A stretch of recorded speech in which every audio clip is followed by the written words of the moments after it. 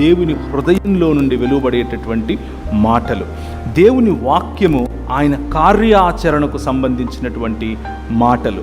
దేవుని మాటలు సృష్టిని నడిపించేటటువంటి, సృష్టిని సృష్టించి మరియు నడిపించేటటువంటి మాటలు. దేవుని మాటలు ఆయన సంకల్పాన్ని మనకు తెలియజేసేటటువంటి మాటలు. దేవుని మాటలు దేవుని రాజ్యాంగం అన్న విషయాన్ని మనం మర్చిపోకూడదు.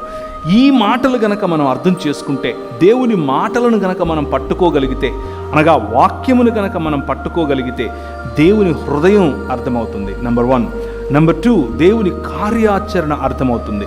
నెంబర్ 3, దేవుని యొక్క సంకల్పం అర్థమవుతుంది. నెంబర్ 4, దేవుని యొక్క విమోచన కార్యం అర్థమవుతుంది.